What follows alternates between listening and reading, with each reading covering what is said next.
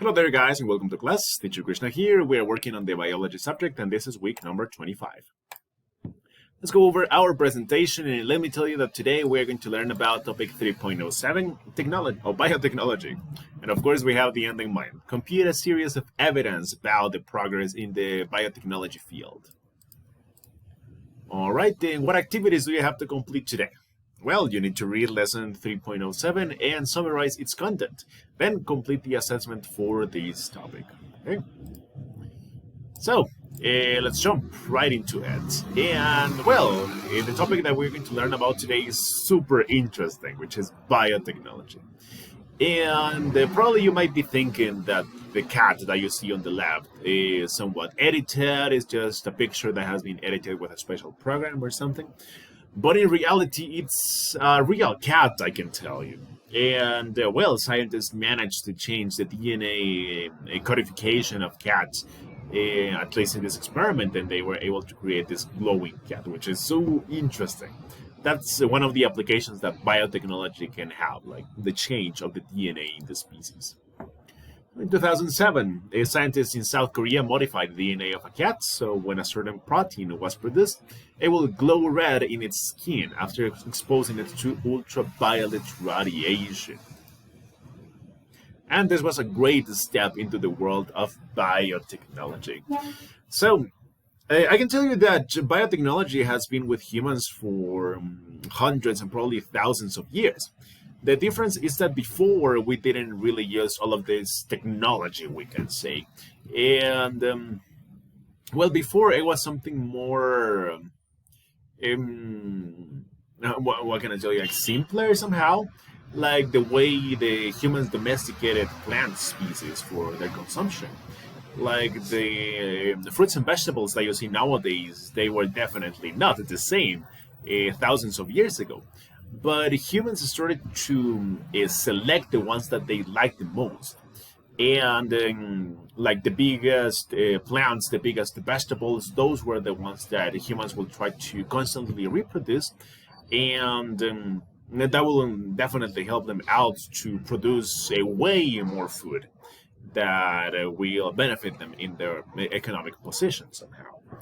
And after thousands of years, then a lot of vegetables and fruits have been generated, which are all the ones that we see around, like carrots, potatoes, radishes, beets, etc. But they were generated thanks to biotechnology and the application of humans in general. So, one of the ways in which we applicate biotechnology is in the genetic engineering field. Genetic engineers, they analyze and change the genetical makeup of living cells. In some cases, they add genes from one organism to another. It is possible because all living organisms share the same universal code, which is DNA. And pretty much this is what happened in the last experiment that I told you about with the cat. So what scientists did was to open up like the DNA information of one of the cells that belong to the cat. They inserted the specific pattern that they wanted to replicate, and then they just allowed the cell to do its work. Because if you remember in the mitosis process, cells create exact copies of themselves when they divide, right? So it's somewhat simple, I can tell you, to change the pattern in the DNA of all of the cells. Because if you change the pattern in one cell, and this cell constantly reproduces, then what will happen is that the pattern in the DNA is going to be shared in all of the new cells. And of course, in a macro scale, we can say that it is going to be the same in all of the body of the organism that was affected. So, pretty curious, right? We have recombinant DNA, which is a DNA that is artificially formed by combining DNA from different organisms. And another application that I can think of right at the top of my head right now is for the generation of medicine. So, there are certain proteins that humans cannot produce in other circumstances rather than in the replication of DNA. So scientists have identified certain proteins that are very helpful when creating medicine around. So what they do is that they insert this section of DNA that they want to replicate inside the DNA of bacteria, and then they let the bacteria do the rest of our job, we can say. The bacteria will constantly divide, will constantly reproduce, and after a long while, then the pattern of DNA will be replicated thousands and hundreds of thousands of times, I can say. So once all of this DNA is being replicated, scientists extract the particles that they want, and they use it to create medicine. And here are some of the steps that are followed when the genetic engineering is applied. So first of all, we need to extract the DNA sequence that contains the gene that wants to be inserted. And the DNA sequence is basically the pattern that we find in the I forgot the name of this part. The nucleic acids, I remember. Or the hydrogenous bases. There you go. So, it's the pattern of, for example, thymine, adenine, adenine. That is the part that scientists want to insert. Then we have the restriction enzymes called the DNA sequence at a point where the nitrogenous bases can pair up. So you can notice right here in the picture we have we have the insertion of a new section of DNA, which is going to be replicated later on. And the DNA sequence will be sticked together thanks to the DNA ligase.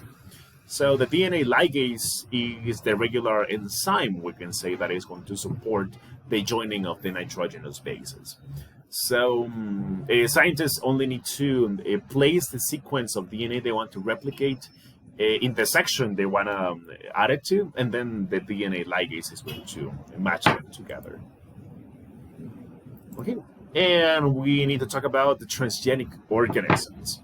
So transgenic organisms are basically organisms that have been modified genetically in order to have certain characteristics. Now, we have analyzed examples of the glowing cat, right? But in other cases, it can be like, for example, the experiments scientists have done with rats, that when they modify their DNA, they can become bigger, or they can become smaller, depending on what scientists are looking for. And transgenic organisms are organisms which recombinant DNA. This type of technology was refined in the 1980s with the use of mice. A lot of experiments that scientists have conducted related to reproduction, related to genetics and biology, are usually done in mice. And now, it is possible to produce transgenic plants, animals, and microorganisms. They are used to produce improvements in agriculture. So not only in animals we can use biotechnology, but definitely in plants as well. And I'll talk a little more about transgenic organisms. We have the Bt toxin, which is a type of protein that is harmful for insects, but harmless to humans and plants. So, scientists have developed the possibility of attaching this Bt toxin to the plants, and so it is mainly beneficial for agriculture because you know that at certain points there are a lot of insects and plagues of insects that are going to eat the whole plantation of a farmer. So if these toxins are added and insects eat them, then they are going to die. But just like it's mentioned, this toxin is harmless for humans and animals. Why not use it, right? We also have manufacturing. Engineers are using transgenic plants to have a better results when producing plastic. We have golden rice, transgenic rice with higher amounts of beta-carotene. And this is another thing. Thanks to biotechnology, it is possible to produce plants that are going to have way more nutrients for our body. And at a large scale, I can tell you that once again, it can be very beneficial for everybody. And we have transgenic animal. Cows are injected with hormones to produce more milk. Or like in this case, we have this bull on the left that might not really seem like a normal bull, right? So it's mainly because of the biotechnology that has been used in this bull. Usually, this type of animals are injected with hormones, so their muscles tend to grow more than they should in normal circumstances. That's why we can see this bull that is very voluptuous on the left, right? So, what happens is that whenever anybody is going to sell a bull that has a lot of muscles and a lot of meat, then definitely they can sell it for a higher price. And that is another of the applications of the biotechnology when it comes to the food. Okay, and also something that I can tell you that it blows my mind away. It's cloning. It's literally copying and pasting an animal in real life. It's something that might seem that it's coming out from a science fiction movie, but no, it's actually something that has happened already. So, the cloning. It means using a single cell from a grown-up organism to grow an entire identical organism. Unicellular organisms are easy to clone, not like pluricellular organisms. So pluricellular organisms like the sheep that you see right over there are very difficult to clone, but it has been possible. The first successful clone was done in 1952 with amphibian tadpoles. Another great success was in 1997 with a sheep named Dolly, who unfortunately had to be put to sleep in 2003 due to a lungs disease that is common in much older sheep organisms. So this is something that called the attention of the scientific community because they were able to generate an exact clone of a grown sheep. But what happened was that this sheep developed a disease way faster than it should. So unfortunately, it had to be put to sleep. So there is still a lot of investigation that has to be done in this field. And when we talk about animal cloning, is basically it uses a process called nuclear transplant. The nucleus of an unfertilized egg is removed and replaced by the nucleus of a diploid body cell. It generates an embryo that will grow an identical organism. So it's basically because of the process of mitosis. So if the genetical information of an organism is inserted in an unfertilized egg, which at the end will be fertilized and will start dividing itself, then it will generate an exact copy. Like the puppies you see right over there on the left, they are exact copies that have been generated in China, as long as I remember. Okay, and when we talk about biotechnology, we also talk about DNA fingerprints. So cells from tissue samples are used to extract the DNA information, and through the restriction enzyme sections, it can be sperm, blood, saliva, etc. And usually investigators try to extract DNA samples from crime scenes. Then they are going to reproduce them in a lab in order to find out about who the guilty person making this act is. And the DNA segments are separated according to their length.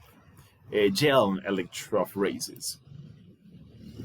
And a radioactive substance called DNA probe is added and combines with the gel electrophoresis to produce a fluorescent image. It is used to get the fingerprint of the DNA compared to the other samples. That is part of the forensic science. And when we talk about fingerprint, it's something very specific, something very unique that we can find in each one of our bodies. So, for example, the pattern in my DNA is not going to be the same as the pattern in your DNA. So, it is very beneficial for scientists to study these patterns because when they are trying to find, for example, the murder of a crime scene, they can definitely compare the different DNA samples that they have in the lab to the one that they found at the crime scene. So they might be able to find the murder at some point. Okay, guys, so that will be about it. I'll be seeing you around in class. Goodbye, and take care.